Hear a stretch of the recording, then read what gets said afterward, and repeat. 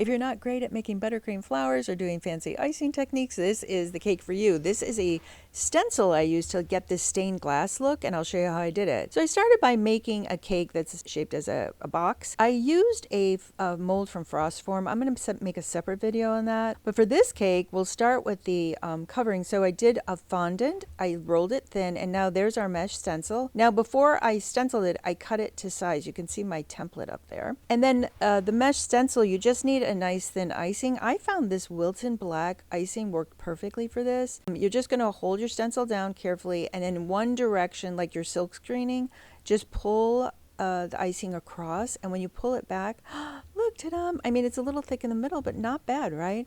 So I kept practicing. I don't think that this stencil is available. I apologize, but I had it and I wanted to use it. There are others that you can buy online. Oh, here's the practice that I use, because the Evil Cake Genius is where I bought this stencil. Like I said, I don't know that they still sell it. This isn't sponsored or anything. I just really like their site, but they have a great tutorial on how to do it. Now, they used oil and luster dust, I think, or glitter dust. I found that it was a little bit hard for me to do with a paintbrush, so I bought these food color pens, and they work great. Like, if you like coloring and you like cake, this is the this is the cake for you, because I just used these food coloring pens, and it was so precise and easy to do.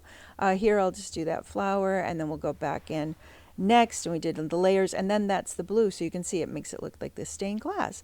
Now I let those set those up overnight. Oh, there's the one where I tried with the luster dust and oil. It wasn't as good for me anyway. And here we're going to apply our panels. Now this is my practice cake. You can see I've been doing some other layers, but all you need to do is you're going to put on some buttercream as your adhesive, really, and it's going to hold the panel onto your cake.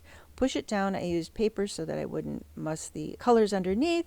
And then we'll just, because we had measured and used a template, they fit together pretty well. I was so excited. Now you do see the edges of the fondant, so I went back in with a little brush in that Wilson icing and just filled that in. Now the top I tried one time without measuring, and it didn't fit. So this time I'm going to go back in, and this time I'm going to make a template for that top, measure precisely. Now we'll roll out some black fondant, and we can just cut it exactly to size. That is the key, making templates when you're making a box.